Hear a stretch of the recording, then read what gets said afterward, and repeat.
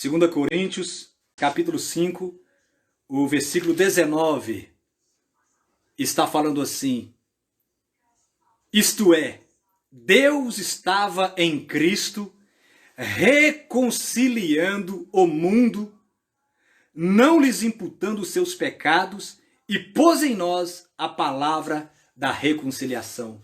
Deus estava em Cristo reconciliando o mundo consigo mesmo.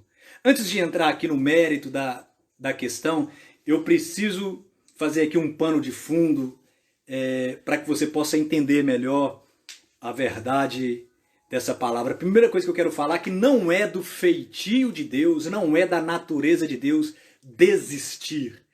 Deus nunca desistiu de uma obra dele. Exemplo disso nós vemos quando Deus criou a terra.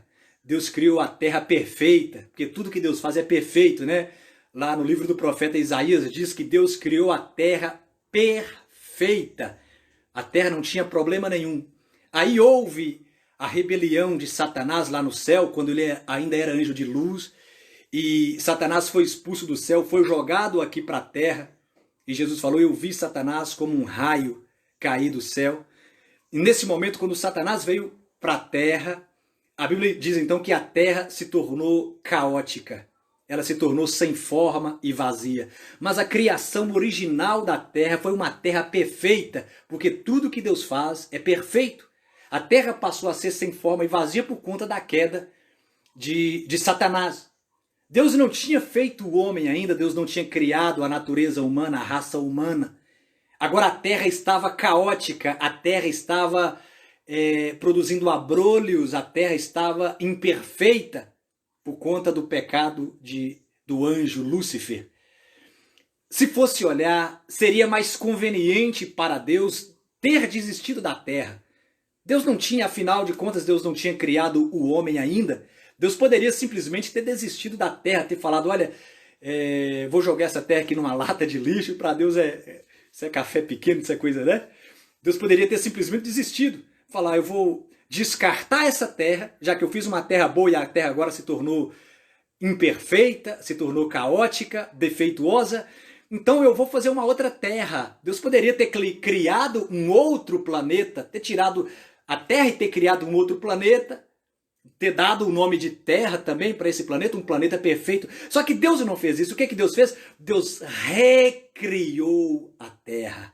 Deus pegou aquela terra que estava falha, aquela terra que produzia abrolhos, aquela terra imperfeita, e Deus fez daquela terra imperfeita uma terra perfeita de novo, uma terra habitável de novo. É assim que Deus faz. Não é da natureza de Deus desistir. E você também tem que aprender, você não pode desistir. Faz parte do nosso caráter. Permanecer firmes, permanecer constantes. Amém? Você que tem desistido da sua casa, que você tem desistido aí do seu relacionamento, tem desistido do seu casamento, tem desistido dos seus sonhos. Não faça isso. A Bíblia diz que Deus levanta o pobre do pó e do monturo ele ergue o necessitado. O que é monturo? Monturo é lixo. Monturo é refúgio, é estrume. A Bíblia diz que ele levanta o pobre do pó e do monturo, do lixo, do estrume, ele ergue o necessitado. Então não importa a condição que você está, certo? A questão é que você não pode desistir, porque não é da natureza do nosso Deus desistir de alguma coisa, mesmo que tenha acontecido incidentes pelo caminho. Amém? O mesmo modo, Deus também não desistiu da raça humana. Quando Deus criou Adão, Deus fez Adão perfeito, sem problema de saúde. Deus fez Adão simplesmente perfeito. E Adão, por sua vez, pecou. E por ter pecado, Deus poderia ter desistido da raça humana. Adão, como o homem modelo, né? Entre aspas, para modelo aí, Deus não tinha feito mais ninguém, a não ser Adão e Eva. E eles pecaram. Deus poderia ter falado: não vou mexer com esse negócio de raça humana, não. Eu vou ficar só com os anjos mesmo, ou eu posso criar uma outra raça que possa me obedecer em tudo, né? Mas Deus não desistiu da raça humana. Mesmo a raça humana tendo pecado, a Bíblia diz que Deus não desistiu da raça humana. A raça humana pecou. E o que Deus fez? Desistiu de nós? Não. Muito pelo contrário, Deus nos fez ainda melhores do que estaríamos em Adão. Quando Deus enviou Jesus, né? Em Jesus Deus nos fez melhores. Você consegue entender que Deus não desistiu de nós, porque Ele nos enviou o remédio, e esse remédio é o próprio Jesus. Se você ler a Bíblia, você vai ver que Deus está sempre apontando Jesus. Quando Adão pecou, quando Adão e Eva pecaram, Deus não desistiu deles. O que é que Deus fez? A Bíblia fala que Adão e Eva ficaram nus, estavam nus, a glória de Deus que cobria Adão e Eva saiu, e eles viram que estavam nus, e o que é que Deus fez? A Bíblia diz que Deus pegou um cordeiro, esse cordeiro é uma representação de Jesus. Deus pegou um cordeiro lá no jardim, sacrificou o cordeiro, representando a morte de Jesus, e Deus pegou a pele desse cordeiro e cobriu o corpo nu de Adão e Eva.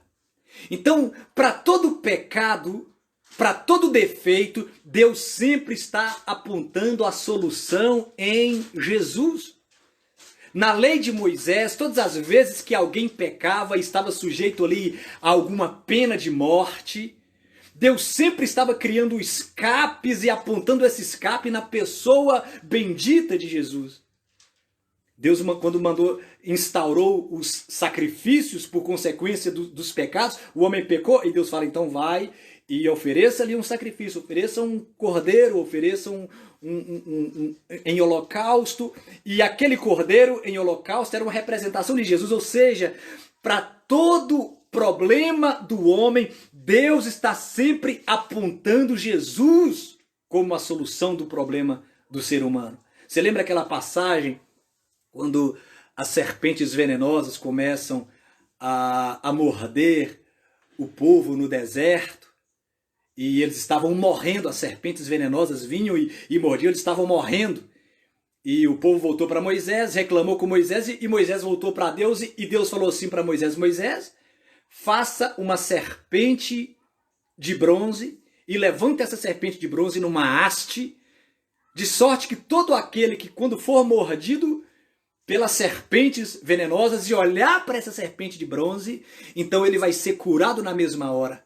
E Jesus disse isso, meus amados irmãos, lá em João capítulo 3, quando Jesus vira para Nicodemos e fala assim, assim como Moisés levantou a serpente no deserto, assim importa que o Filho do Homem também seja levantado, para que todo aquele que nele crê não pereça. Ou seja, Deus está sempre apontando para Jesus, para cada problema do homem, né? Para cada problema, para cada defeito do homem, para cada adversidade do homem, Deus está sempre apontando as soluções para Jesus. A solução do seu problema chama-se Jesus Cristo. A solução do nosso problema chama-se Jesus. Por que não Adão? Eu estava pensando, por que não Adão? Por que Jesus? Sabe por quê? Uma comparação bem simples. Porque Deus nos preferiu nos gerar de novo em Cristo e não em Adão. Sabe por quê? Porque primeiro, Adão, ele foi queimado algumas fases da vida de Adão. Adão, na verdade, ele não foi gerado. Adão foi feito. A Bíblia diz que quando Deus foi criar Adão, ele pegou lá o barro, né? E com o barro, Deus fez Adão. Adão não foi gerado, Adão foi feito. De maneira que Adão já nasceu grande. Ou seja, Adão queimou aí algumas fases. Você me entende? Agora, com Jesus foi diferente. Jesus, ele nasceu, ele passou por todo o processo de nascimento. Ele passou por todo o processo, né? A Bíblia diz que o Espírito Santo envolveu Maria e Jesus, ele foi gerado no período de uma gravidez normal, cerca de 9 meses. Jesus foi gerado no ventre de Maria pelo Espírito Santo. Jesus passou por esse todo o processo. Adão não passou, não. Jesus passou. Jesus não queimou nenhuma fase. Ele passou por todo o processo. Adão já nasceu grande. Jesus nasceu neném, pequeno. Ele passou por todo o processo. Inclusive, eu já falei em uma live passada, a circunstância em que Jesus nasceu. Quando Jesus nasceu, ele nasceu na pior circunstância possível. Jesus iniciou a sua vida aqui da pior maneira possível para que você e eu pudéssemos começar da melhor maneira possível. Então nós, como cristãos, nós começamos a vida cristã a partir de um trabalho já feito, a partir de uma obra já realizada. Né? Jesus começou da pior maneira possível para que você e eu pudéssemos começar da melhor maneira possível. Qual foi a circunstância que Jesus nasceu? Quando Jesus nasceu não tinha lugar para Jesus na estalagem, na hospedaria, não tinha lugar. Eu fico pensando se, meus amados irmãos, se o dono daquela estalagem, daquela hospedaria soubesse que quem estava pedindo guarida ali era o próprio Filho de Deus, eu penso que aquele homem mandaria desocupar todo o hotel, né? Toda a hospedaria. Sai todo mundo, porque chegou aqui um convidado de honra, chegou aqui um hóspede de honra, e ele vai, suíte presidencial vai ficar. Só que eles não conheciam Jesus. Eles não sabiam. E onde Maria e José colocaram Jesus? A Bíblia fala que colocou Jesus ali na manjedoura, rodeado por animais. Um lugar fedendo urina, fedendo fezes de animais, fedendo curral. Ou seja, Jesus começou da pior maneira possível. E é o que eu tenho falado, a maneira como a gente começa não importa, meu querido irmão. O que importa é que como nós vamos chegar e que nós vamos chegar. A maneira de começar não importa. Então não importa como é que está a sua situação hoje. Comece hoje. Às vezes a gente espera, né? Quando chegar segunda-feira eu começo. Quando iniciar o ano, às vezes a gente fica esperando uma data importante, uma data comemorativa, uma data importante, para a gente começar algo importante na nossa vida. Quando eu completar mais um ano de vida, quando eu falar, falta uma semana para eu completar o aniversário, então quando eu completar meu aniversário, então eu vou mudar minha vida, vou mudar meu a partir de agora. Não importa, querido irmão, a circunstância, não importa a maneira como você vai começar. Importa é como você vai chegar e você vai chegar lá. Então por isso que Deus nos criou de novo em Jesus. Amém? Então a diferença de Jesus para Adão, uma das diferenças é essa. Adão foi feito, Jesus ele foi gerado, Jesus passou por todo o processo. E por Jesus ter passado por todo o processo, ele nos conhece minuciosamente. Ele conhece cada parte do nosso corpo, ele conhece cada falha nossa, cada defeito nosso, cada virtude nossa. Olha o que a Bíblia está dizendo aqui, meus queridos irmãos, aqui eu até marquei, Hebreus capítulo 4, no versículo 15, está falando de Jesus, está falando assim, porque não temos um sumo sacerdote que não se compadeça que não possa se compadecer das nossas fraquezas, porém que como nós em tudo foi tentado, mas não pecou. Então Jesus passou por todo o processo que nós passamos. Jesus sabe o que é ser frustrado, você que foi esquecido pela família. Jesus passou por isso. Você não lembra aquela parte na Bíblia? A Bíblia fala que Jesus tinha 12 anos de idade, Maria e José estavam voltando de Jerusalém, estavam indo embora para casa. E eles esqueceram Jesus para trás, ficaram 3 dias andando e deram falta de Jesus. Você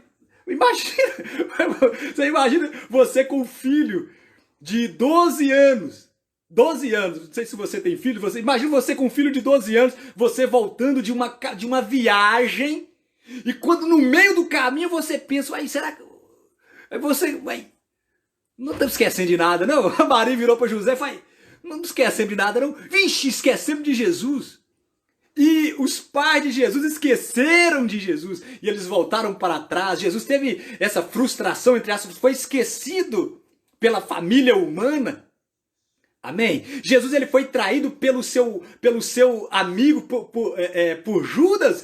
Jesus comeu na mesa de Judas, querido. E Jesus foi traído por ele. Jesus foi negado por Pedro. Poxa vida, olha o que Jesus passou. Jesus foi abandonado por Deus. Ele falou, Deus meu, por que me desamparaste? Jesus, todos os sentimentos negativos de frustração que uma pessoa, de decepção que você possa passar, acredite, Jesus passou. Você entende? Jesus passou, por isso ele é o nosso sumo sacerdote. A Bíblia fala, por isso ele pode se compadecer de nós, porque ele passou o que nós passamos e ele te entende muito bem, ele nos entende muito bem. Você imagina, Jesus, ele foi carpinteiro, amém? Jesus carpinteiro. E o carpinteiro, obviamente, o instrumento, as ferramentas de trabalho do carpinteiro é o quê? O martelo, prego, madeira. Martelo, prego, madeira. Jesus passou a vida em toda a sua adolescência, a sua juventude, trabalhando com martelo, com prego e com madeira. As mesmas coisas que envolveria a morte de Jesus. Jesus morreu crucificado. É óbvio que a cruz envolveu a madeira, envolveu os pregos, envolveu o martelo. Então eu imagino, irmãos, quando Jesus, cada vez que ele batia o martelo no prego, Jesus sabia. Ô, irmão, se cair aí a internet aqui no computador aqui tá meio que dando uns picos de energia. Se cair aí, não repara não. Tá dando uns picos de energia que de vez em quando tá um caso sério.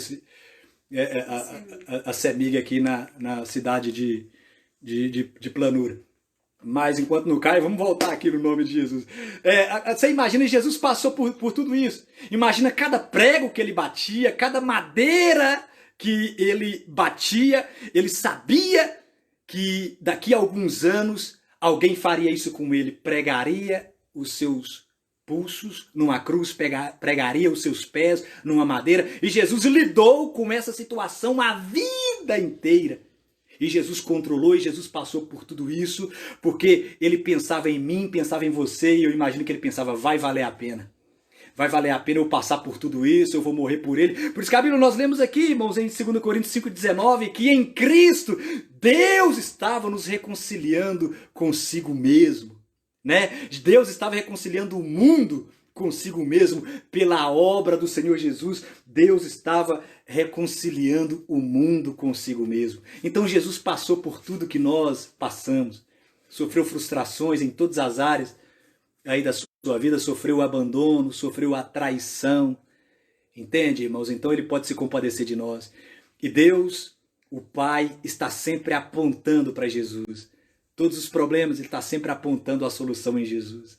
Amém?